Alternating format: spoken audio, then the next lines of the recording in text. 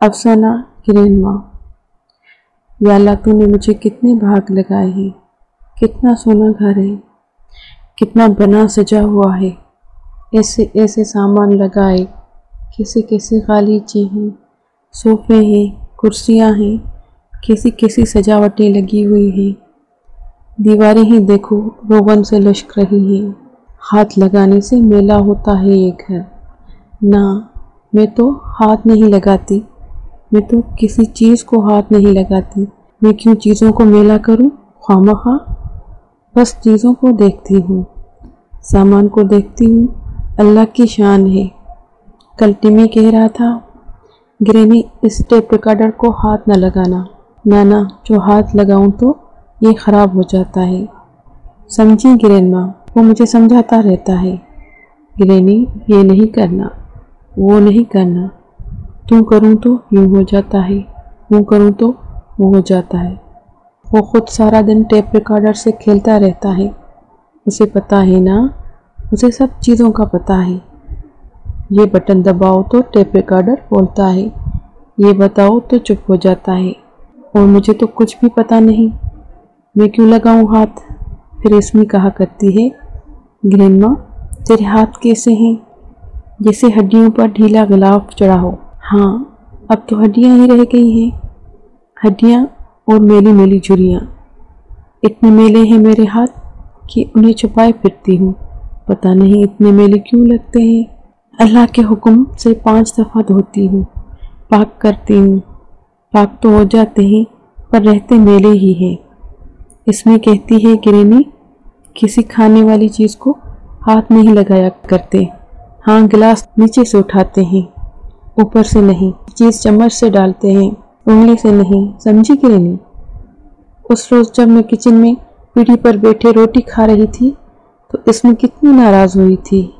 ہے گرینی، روٹی پہ سالن ایسا نہیں کیا کرتے، روٹی پہ سالن نہیں ڈالا کرتے، سالن پلیٹ میں ڈالو، روٹی دوسری پلیٹ میں رکھو، ڈائننگ میز پہ بیٹھو پھر کھاؤ۔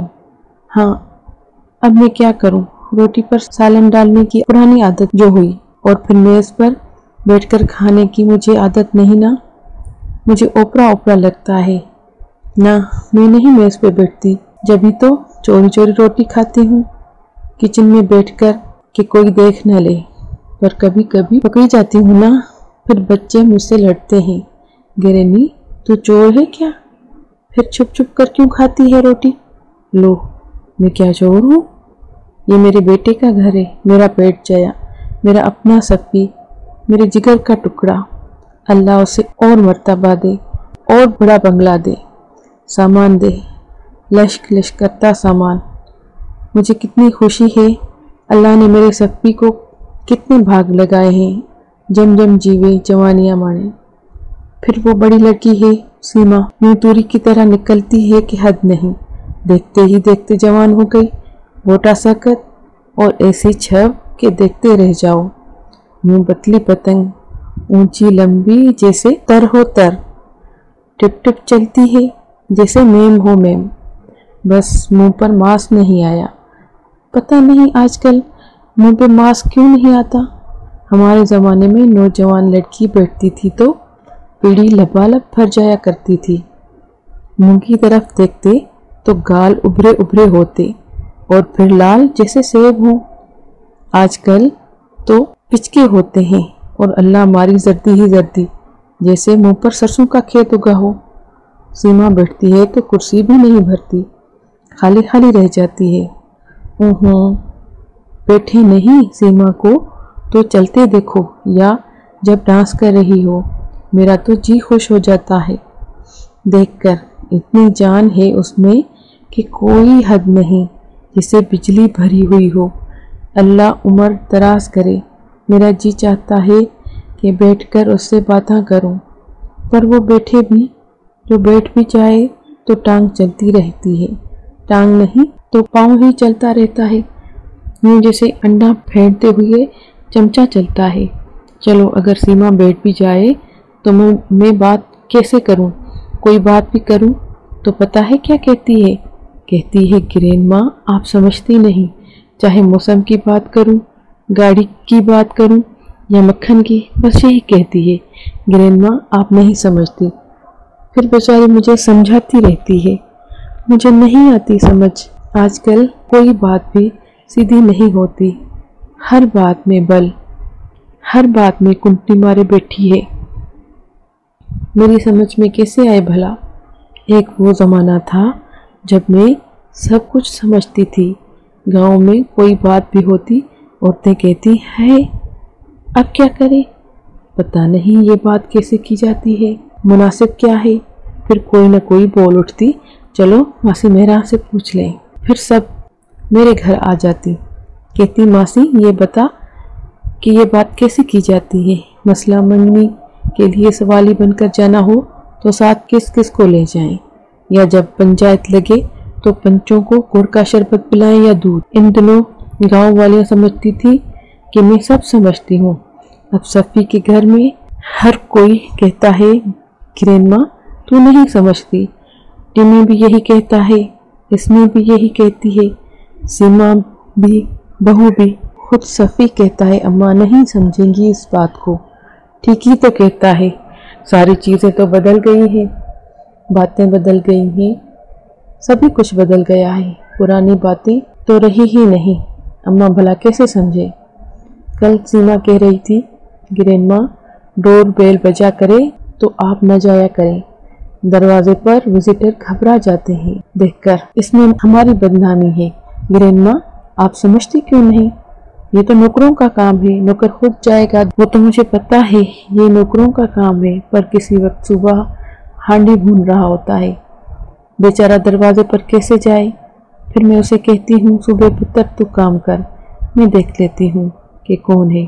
चली तो जाती हूँ मैं देखने, पर सीमा कहती सच है, मेहमान मुझे देखकर घबरा जाते हैं। फिर सीमा ये भी तो कहती है ग्रैंडमा नौकरों के साथ इस तरह नहीं बोला करते, सुबह तो नौकर है पुत्र नहीं। ग्रैंडमा आप क्यों नहीं समझती, इस तरह नौकर बिगड़ जाते हैं। शायद सच ही कहती हो सीमा, पर बात मेरी समझ में नहीं आती। लो भला किसी को पुत्र कहने से वो बिगड़ जाता है क्या? गांव में तो सभी को पुत्र कहा करती थी, कोई भी न बिगड़ा था, उल्टा सारे ही करते फिरते थे। पर वो गांव था ना, ये शहर हुआ। गांव की बात और होती है, शहर की और होती है। मुझे क्या पता शहर की बातें क्या होती हैं। जरूर सीमा सच कहती होगी, उसे क्या पड़ी के झूठ बोले। सीमा ही नहीं बहू खुद कहती है, अम्मा जी आप नौकरों के साथ घुल मिल कर न बैठा करें। मैं घुल मिल कर तो नहीं बैठती, वैसे ही कभी डेढ़े में अकेली पड़े पड़े घबरा जाती हूँ तो बावर्ची खाने चली जाती हूँ। बावर्ची खाने जाऊँ तो वहाँ सुबह होता है, फिर बात तो करनी ही पड़ती है कोई ना कोई। अब ये तो नहीं होता ना कि मुंह में घिंघिया डालकर बैठी रहो। सुबह बेचारा बड़ा ही अच्छा है, मेरी बड़ी इज्जत करता है। पहले पहल मुझे बेगम साहिबा कहा करता था। लो मैं बेगम हूँ क्या? ख्वामखा, बेगम तो वो होती है जो बेगम होती है, मैं भला के दर से बेगम हुई? ख्वामखा बहू तो हुई ना बेगम। चलना फिरना उठना बैठना बोलना सब बेगम का सा है। जब वो आवाज़ देती है सऊबा तो आवाज़ से ही पता चलता है बेगम बोल रही है। कहती है सऊबा लंच पर शामी बना लो, साथ दाल और करेले गोश्त, और डिनर पर चिकन हो, चावल हो कोई सा मीठा, और देखो करेले पहले उबाल लेना, कसले ना हो। बहुत अच्छा बेगम साहिबा, वो बोलता है। फिर बेगम रुकती नहीं, ये जा वो जा। सुबह से ज़्यादा बात नहीं करती, काम बताया और गई जैसे बेगम को करना चाहिए। उसे रोज़ तो देखती हूँ बैग में बनी सजी हुई आती है, मुंह गोल करके बोलती है, बोलती उर्दू है पर यूँ लगता है जैसे अंग्रेजी बोल रही हो। तो मैंने कहा सुबह मुझे बेगम ना कहा करो, मैं किधर से बेगम हूँ भला? तो फिर क्या कहा करूँ बड़ी बेगम साहिबा? उसने पूछा। मैंने कहा तू मुझे बीबी कह लिया कर। अब वो मुझे बड़ी बीबी कहता है। बड़ा अच्छा है बेचारा, मेरी सारी बातें सुनता है, कभी ये नहीं कहता कि आप नहीं समझती बड़ी बीबी। वो समझता है मैं सब समझती हूँ। उसके साथ बातें करते हुए मुझे ऐसा लगता है जैसे मैं फिर से गांव आ गई हूँ। उसने कभी नहीं कहा बड़ी बीबी सालन रोटी पर न डाले, कभी नहीं कहा बीबी रोटी प्लेट पर रख ले। یا पीढ़ी पर न बैठे, मेज़ पर बैठे। उसने मुझे कभी नहीं कहा कि बड़ी बीबी आप किचन में न बैठा करें। हालांकि बेगम ने कई बार सुबह से कहा है, सौबा बड़ी बेगम साहिबा को अपने पास मत बिठाया कर, बुरी बात है, पर उसने मुझे कभी नहीं जताया। वो तो मैंने आप बेगम को कहते हुए सुन लिया था, इसलिए मुझे पता है। मैं तो कभी बावर्ची खाने न जाऊं, मैं भला सुबह को बेगम की नज़रों में क्यों बुरा बनाऊं, पर क्या करूं, किसी वक्त जी चाहता है कि किसी से बात करूं, किसी के पास बैठूं। किसके पास बैठूं, सारे ही अपने अपने कमरों में बंद रहते हैं। पता नहीं ये आजकल के लोग कमरों में बंद क्यों रहते हैं, मिलकर एक जगह क्यों नहीं बैठते। मैं तो सारा दिन पीछे दहड़ी में मंजी पर पड़ी रहती हूँ, पड़े पड़े उकता जाती हूँ, तो सुबह के पास जा बैठती हूँ। क्या करूँ, सारे घर में 3 ही बेडरूम है ना, एक में सफ़ी और बेगम सोते हैं, दूसरे में टिम्मी और इसमी, तीसरे में अकेली सीमा। जब मैं नई नई आई थी तो सफ़ी ने कहा था अम्मा का पलंग सीमा के कमरे में लगा दो। 2 दिन तो मैं सीमा के साथ सोती रही, फिर तीसरे दिन बड़ी देर तक सफ़ी बेगम और सीमा कमरे में बैठे बातें करते रहे। फिर सफ़ी आया, कहने लगा, भाई अम्मा तो इस कमरे में घुटी घुटी सी रहती है, इसकी आदत तो खुली जगह में रहने की है, भाई इसकी चारपाई रिसेप्शन में लगा दो। क्यों अम्मा, लो मैं भला क्या कहती, ठीक ही तो कह रहा था सफ़ी, मुझे तो खुली जगह में रहना पसंद है। तो उन्होंने मेरी मंजी रिसेप्शन में लगा दी, वही जो दालान सा है कमरों से बाहर। दूसरे दिन बेगम ने कहा, सौबा जब बड़ी बेगम सुबह उठकर नमाज पढ़े ना तो तुम उनकी मंजी उठा दिया करो, और जब रात को ये इशा की नमाज पढ़ लिया करे तो बिछा दिया करो। हाँ भाई ठीक ही तो कहती है, सारा दिन मंजी रिसेप्शन में बिछी रहती तो अच्छा नहीं लगता ना, और मेरा क्या है, मैं सारा दिन पिछली दहड़ी में हथ पक्की लेकर पड़ी रहती हूँ, खुली जगह है, बड़ी सोहनी हवा आती रहती है। और जो अकेली पड़े पड़े घबराई तो सुबह के पास जा बैठी, टिम्मी इसमी के पास जा बैठी। दिन गुजर ही जाता है, शुक्र है अल्लाह का, बड़ा सोना वक्त गुजरता है। इतना भरा भरा घर है, अल्लाह रखे, पोते हैं, पोतियां हैं, बहू है, बेटा है, और फिर घर इतना सोना है, इतना साफ सुथरा कि हाथ लगाओ तो मेला हो जाए। मुझे भला और क्या चाहिए, अल्लाह ने इतने भाग लगाए हैं मुझे। अल्लाह रखे मेरा पुत्र साहब बना हुआ है, साहब, सभी साहब कहकर बुलाते हैं। अल्लाह ने इतना मर्तबा दे रखा है, अल्लाह उससे भी बड़ा मर्तबा दे। और फिर वो मेरा इतना ख्याल रखता है कि हर दूसरे तीसरे दिन खुद आता है मेरे पास, कहता है अम्मा किसी चीज़ की ज़रूरत हो तो बता दे, तुझे कोई तकलीफ़ तो नहीं अम्मा।